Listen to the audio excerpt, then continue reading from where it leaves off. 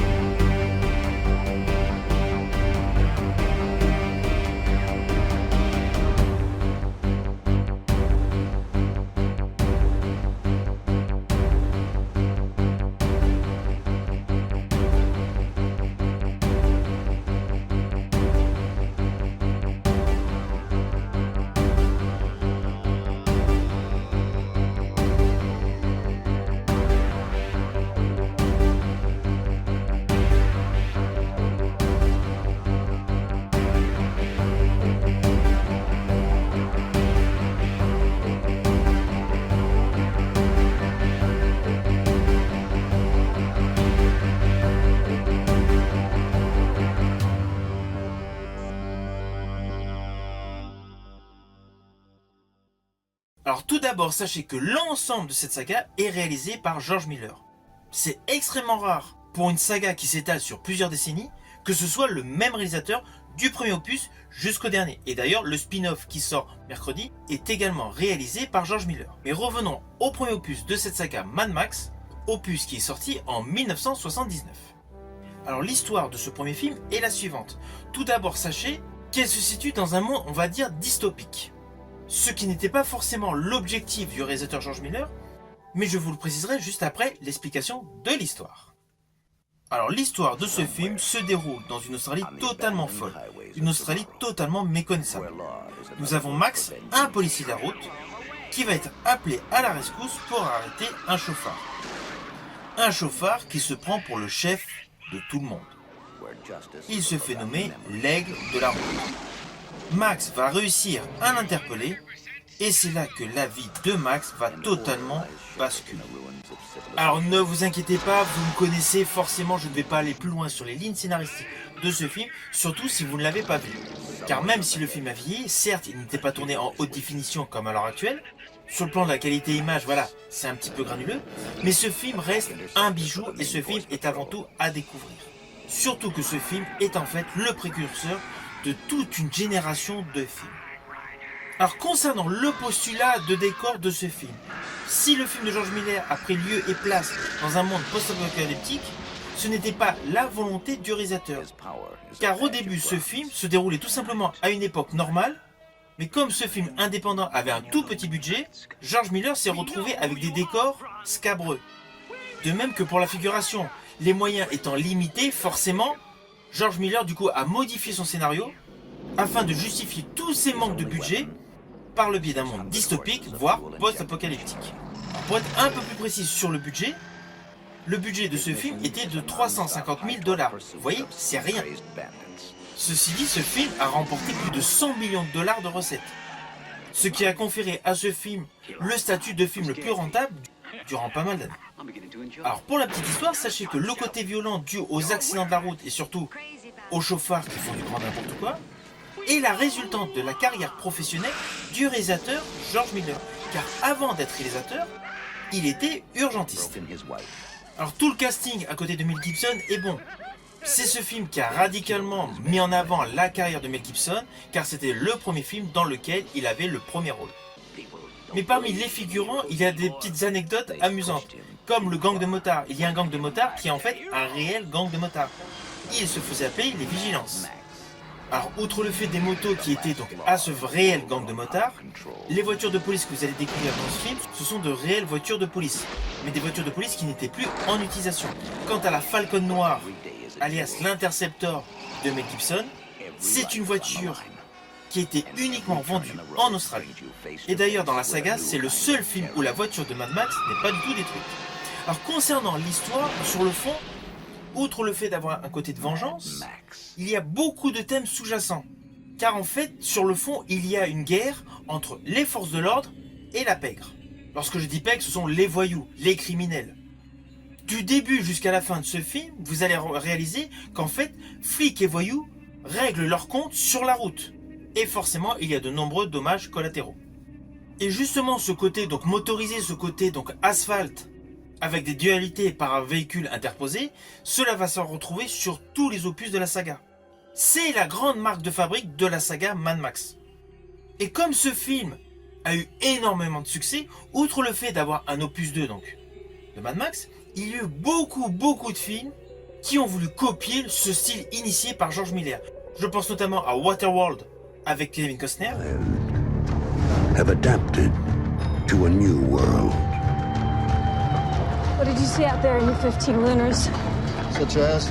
An end? An end to all this water? You're asking the wrong person. Pure dirt. So what's the word? Et à Still Dawn avec Patrick Swayze. This is his challenge. This is his triumph. À Cyborg avec Jean-Claude Van Damme. Say goodbye, my friend.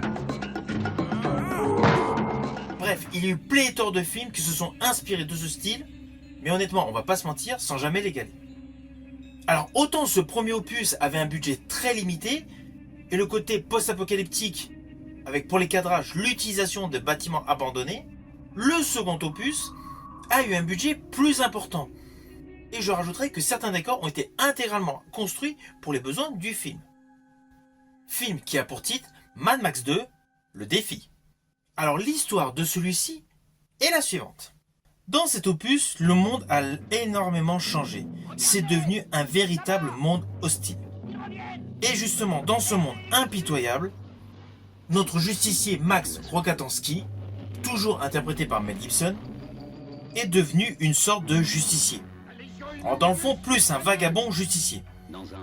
Dans ce monde futuriste totalement impitoyable, la grande principale puissance devenue rare est l'essence. Et justement, notre personnage emblématique interprété par Mel Gibson, après quelques péripéties assez rapides au début de ce film, il rencontre une communauté qui ont justement de l'essence. Cette communauté a une sorte de citadelle.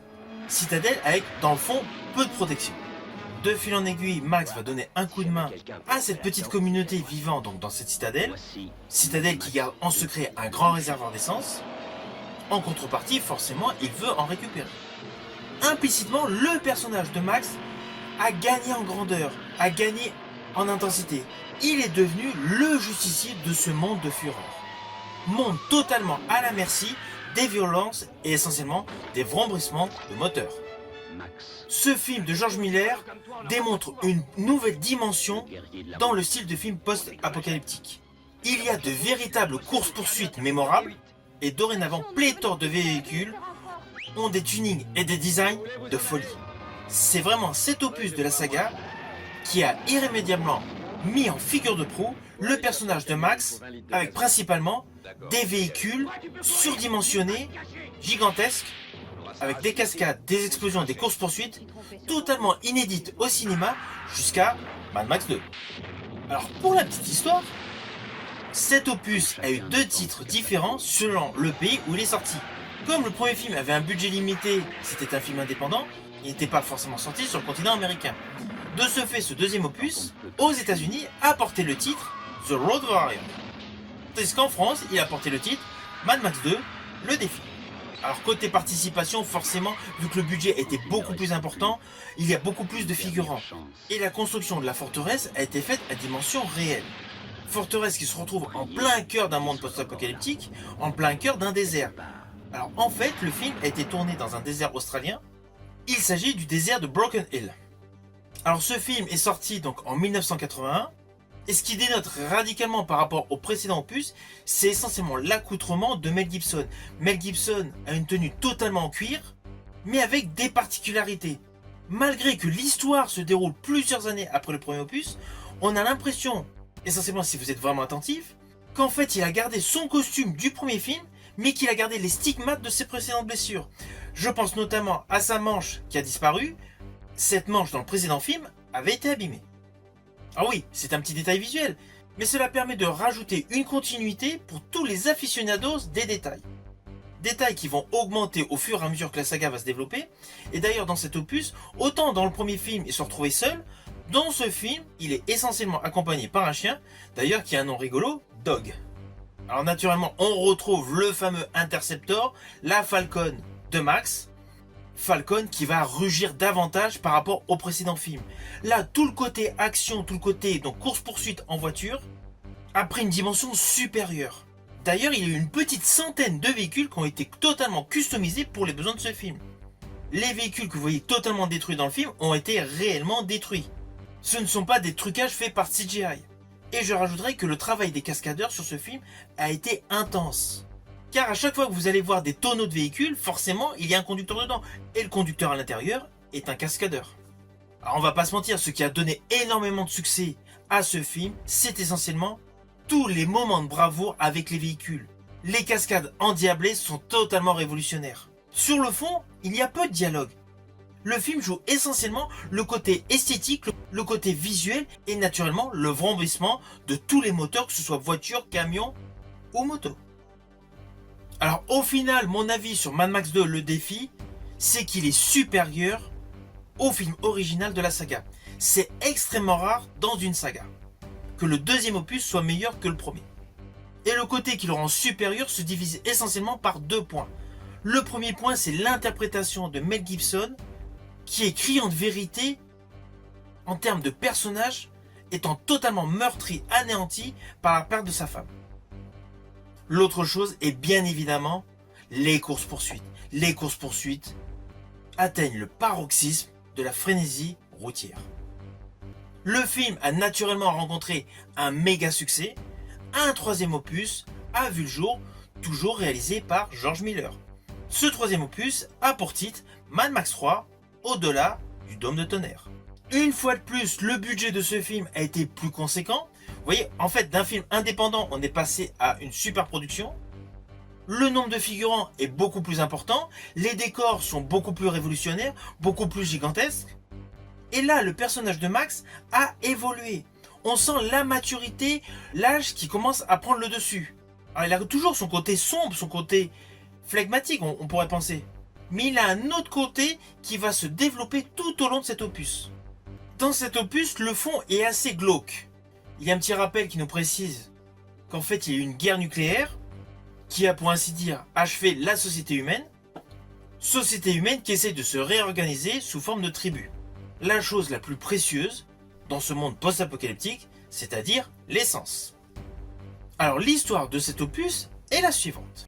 Tout d'abord, sachez que cette histoire se déroule 3 ans après les événements précédents. Le postulat du personnage de Max est donc différent. Déjà, exit sa fameuse Falcon.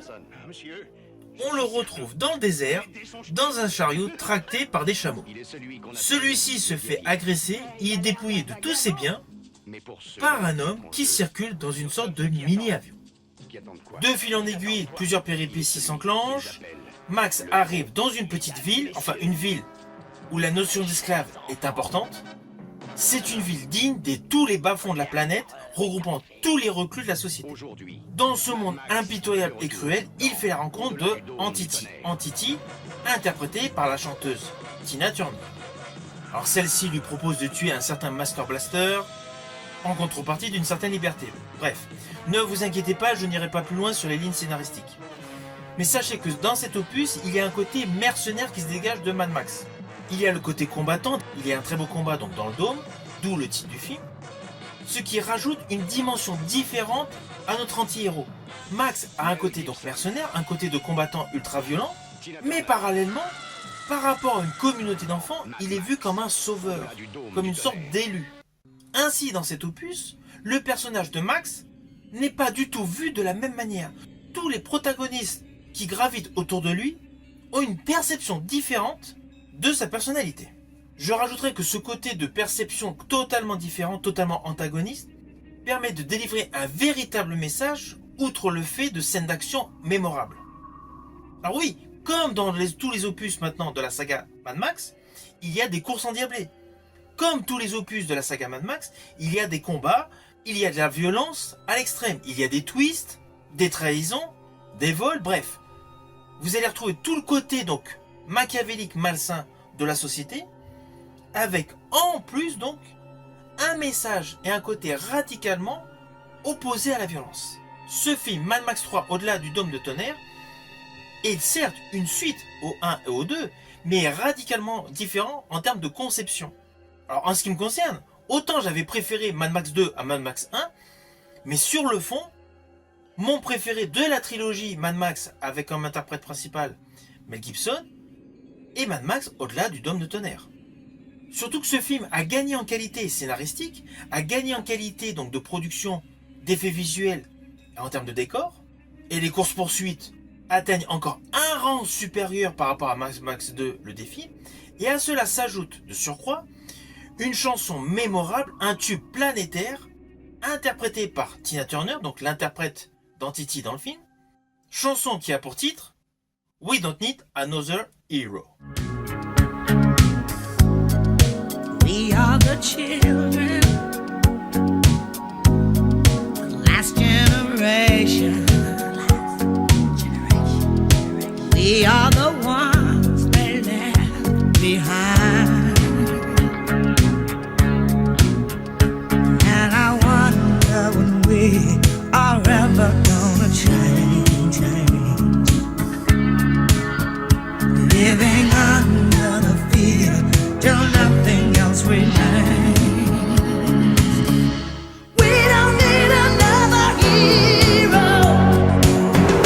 We don't need to know the way home.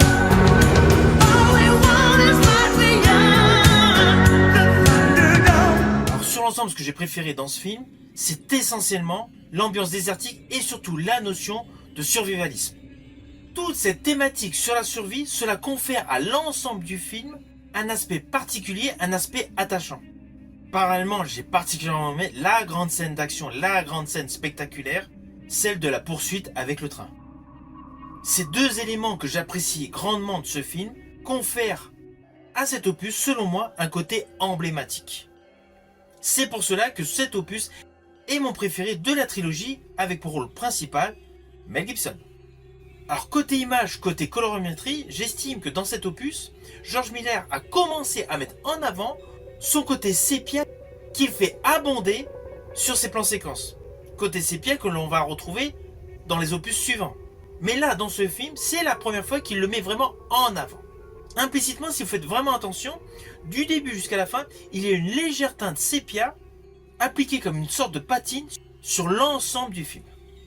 Alors après cette mémorable trilogie avec Mel Gibson, la saga a eu beaucoup d'années d'interruption. Il n'y a plus de film pendant plusieurs années. Il a fallu attendre 2024 pour retrouver sur grand écran le personnage de Max. Cette fois, nous n'avons plus Mel Gibson, c'est Tom Hardy qui le remplace, et le film a pour titre Mad Max Fury Road.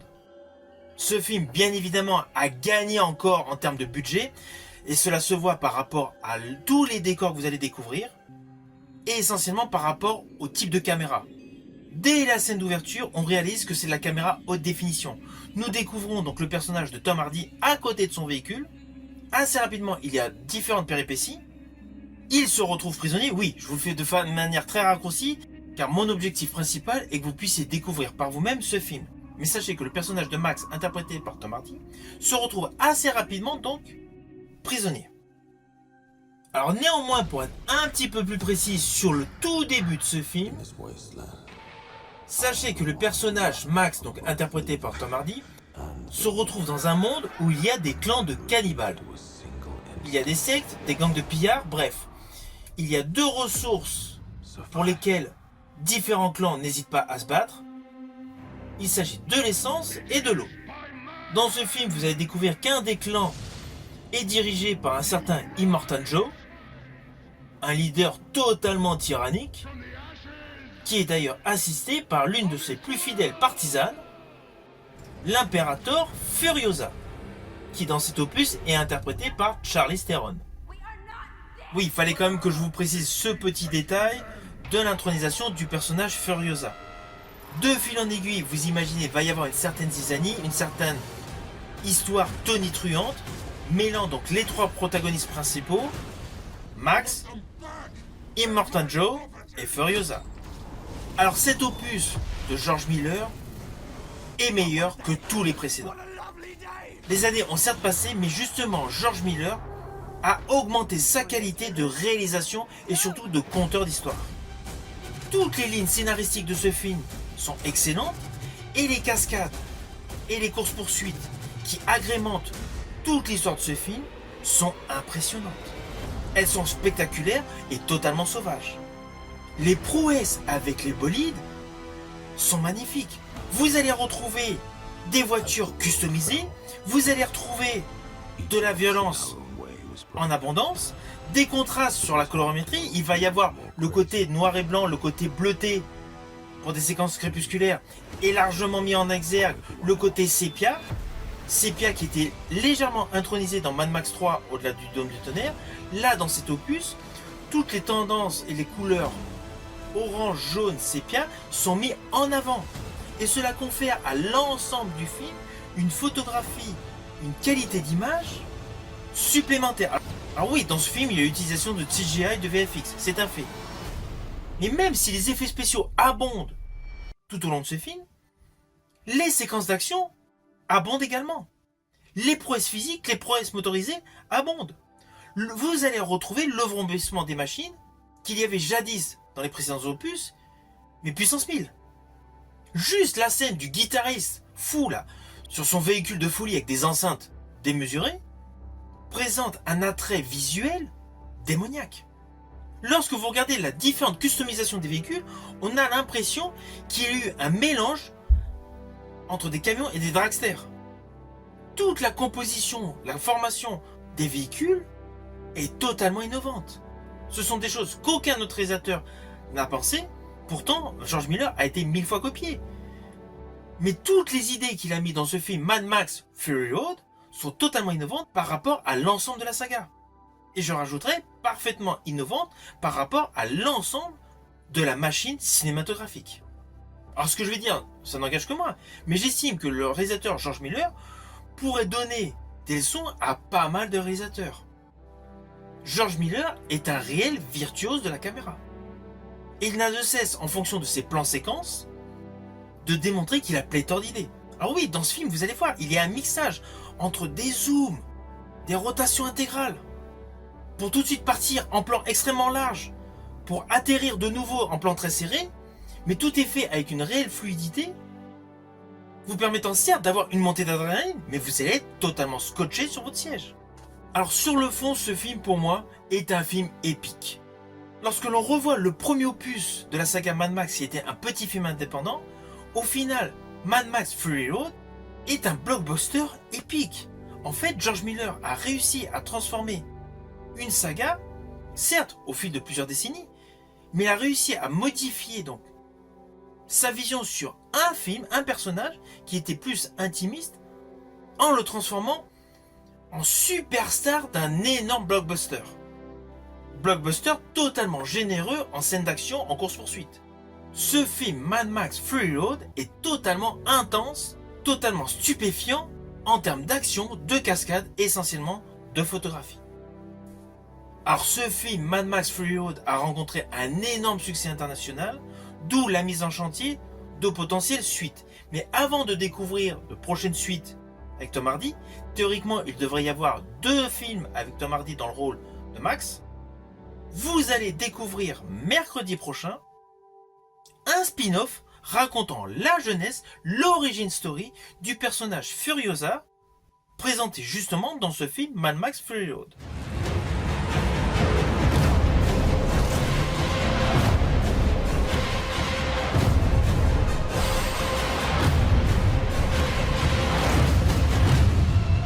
Je suis Furiosa. L'ange des ténèbres.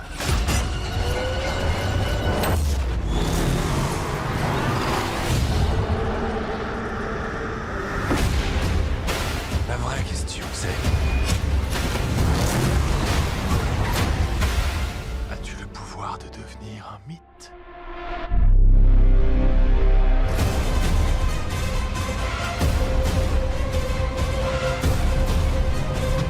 Alors forcément ce film Furiosa, spin-off de la saga Mad Max, j'irai le voir et je vous en ferai un retour. Mais aujourd'hui, par le biais de cette vidéo que je vous ai présentée, j'espère que cela aura donné envie à ceux d'entre vous qui ne connaissent pas la trilogie initiale de la découvrir. Si ma vidéo vous a plu, n'oubliez pas, petit pouce vers le haut, pensez au partage. Quant à moi, je vous dis à bientôt pour une prochaine vidéo.